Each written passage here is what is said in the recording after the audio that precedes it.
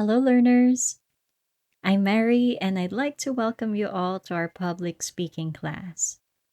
In this session, we will enhance our speaking abilities by examining advice from the second and third chapters of The Art of Public Speaking. This class is divided into 3 sections. First, we will read or listen to the chapters that share the main strategies for overcoming monotony. Next, we will practice by completing an exercise to implement the tips from the text by highlighting significant words and downplaying less important ones.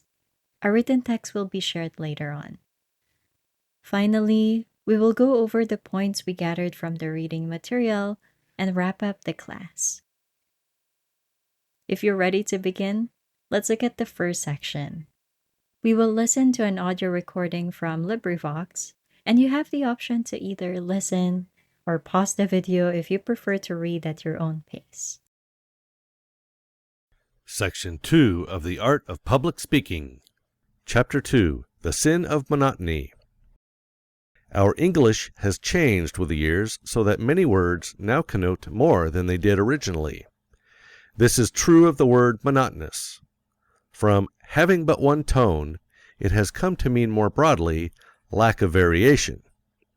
The monotonous speaker not only drones along in the same volume and pitch of tone, but uses always the same emphasis, the same speed, the same thoughts, or dispenses with thought altogether. In its effect on its victim, monotony is actually deadly. It will drive the bloom from the cheek and the luster from the eye as quickly as sin, and often leads to viciousness. The worst punishment that human ingenuity has ever been able to invent is extreme monotony, solitary confinement. Chapter 3. Efficiency through emphasis and subordination. The speaker that fires his force and emphasis at random into a sentence will not get results. Not every word is of special importance. Therefore, only certain words demand emphasis. You say Massachusetts and Minneapolis.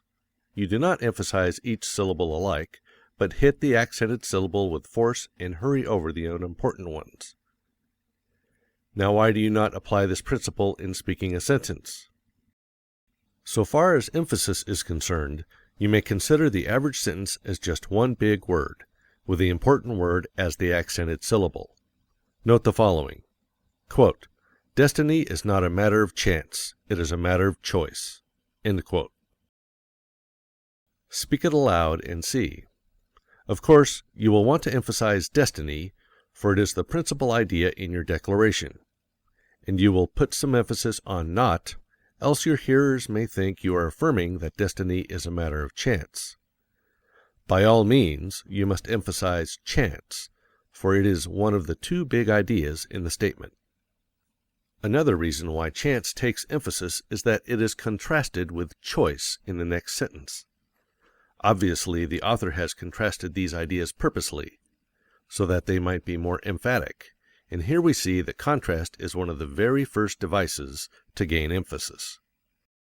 Destiny is not a matter of chance. It is a matter of choice. Now read this over, striking the words in capitals with a great deal of force. In almost every sentence, there are a few mountain peak words that represent the big important ideas.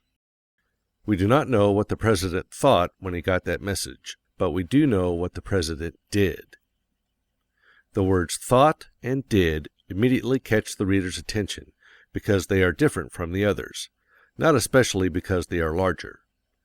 If all the rest of the words in this sentence were made 10 times as large as they are, and did and thought were kept at their present size, they would still be emphatic, because different.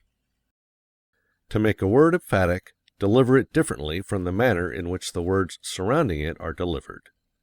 If you have been talking loudly, utter the emphatic word in a concentrated whisper, and you have intense emphasis. If you have been going fast, go very slow on the emphatic word. If you have been talking on a low pitch, jump to a high one on the emphatic word. If you have been talking on a high pitch, Take a low one on your emphatic ideas. Let us not confound loudness with emphasis. To yell is not a sign of earnestness, intelligence, or feeling. The kind of force that we want applied to the emphatic word is not entirely physical. True, the emphatic word may be spoken more loudly, or it may be spoken more softly, but the real quality desired is intensity, earnestness. It must come from within, outward. Sometimes, for big emphasis, it is advisable to lay stress on every single syllable in a word, as absolutely in the following sentence. I absolutely refuse to grant your demand. Now and then this principle should be applied to an emphatic sentence by stressing each word. It is a good device for exciting special attention, and it furnishes a pleasing variety. Patrick Henry's notable climax could be delivered in that manner very effectively. Give me liberty, or give me death. Strongly emphasizing a single word has a tendency to suggest its antithesis. Notice how the meaning changes by merely putting the emphasis on different words in the following sentence. I intended to buy a house this spring, even if you did not. I intended to buy a house this spring, but something prevented. I intended to buy a house this spring, instead of renting as heretofore. I intended to buy a house this spring, and not an automobile. I intended to buy a house this spring, instead of next spring. I intended to buy a house this spring, instead of in the autumn. Do not emphasize the same idea over and over again unless you desire to lay extra stress on it.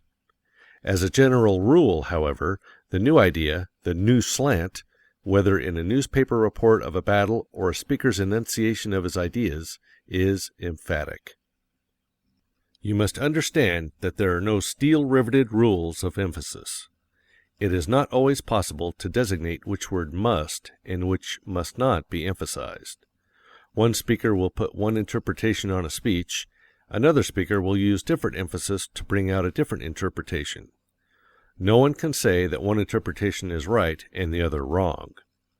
This principle must be borne in mind in all our marked exercises. Here your own intelligence must guide, and greatly to your profit. Now that we've finished reviewing the material, it's time to progress over to the second part. We're using a passage provided in the book to apply the suggestions on emphasis. In the following passage, would you make any changes in the author's markings for emphasis? Where? Why? We can start by reviewing and highlighting the passage first.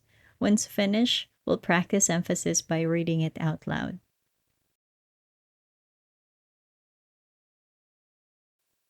Here are the renditions that I added. I didn't change anything in the author's markings for emphasis. I simply added signs and cues for me to remember different varieties of emphasis when delivering the speech, specifically focusing on force. These include using all caps for the mountain peak words. I believe these are the words that should be highlighted to create an even clearer hierarchy and contrast. I also use bold text for words that need stronger emphasis than the original items. In my opinion, it helps not to disrupt the flow or the tone of my interpretation of the text. The old astronomer said, "Give me a larger eye, and I will discover new stars and suns." That is what the Republic needs today. New men.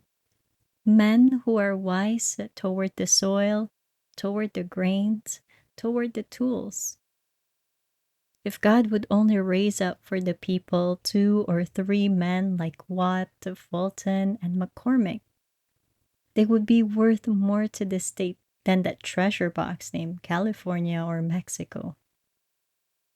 And the real supremacy of man is based upon his capacity for education. Man is unique. in the length of his childhood, which means the period of plasticity and education. The childhood of a moth, the distance that stands between the hatching of the robin and its maturity, represents a few hours or a few weeks, but 20 years for growth stands between man's cradle and his citizenship. This protracted childhood makes it possible to hand over to the boy all the accumulated stores achieved by races, civilizations through thousands of years. Anonymous. Here's another version of the same passage from Joe Mabry. The old astronomer said, "Give me a larger eye, and I will discover new stars and suns." That is what the Republic needs today. New men. Men who are wise toward the soil, toward the grains, toward the tools. If God would only raise up for the people 2 or 3 men like Watt, Fulton, and McCormick, they would be worth more to the state than that treasure box named California or Mexico. And the real supremacy of man is based upon his capacity for education. Man is unique in the length of his childhood, which means the period of plasticity and education. The childhood of a moth, the distance that stands between the hatching of the robin and its maturity, represent a few hours or a few weeks, but 20 years for growth stands between man's cradle and his citizenship. This protracted childhood makes it possible to hand over to the boy all the accumulated stores achieved by races and civilizations through thousands of years. Anonymous. And there we have it. Well done on finishing this section. I hope that you found the exercise beneficial and gained a better understanding of emphasis and subordination in public speaking. The only thing left to do is to conclude the lesson. We learned that to conquer monotony, we need to remember a few things. First, not every word is of special importance, and only certain words demand emphasis. In almost every sentence, we saw there are a few mountain peak words that represent the big, important ideas. Yelling is not a sign of earnestness, intelligence, or feeling. We learned that emphasis comes from inner intensity, not just physical force. When it comes to emphasizing a single word, it can suggest opposite meanings. Even shifting emphasis among different words in the same sentence can already alter its meaning. And lastly, most important part, I would say, emphasis in speech is subjective. Different speakers interpret and emphasize words differently. No one can say that one's interpretation is right and the other is wrong. Again, I appreciate the time and effort you've dedicated to this class. As always, if you have any questions or feedback, please don't hesitate to share them. This concludes our session for the time being. I'm hoping to see you in our next meeting. Have a wonderful day and always take care.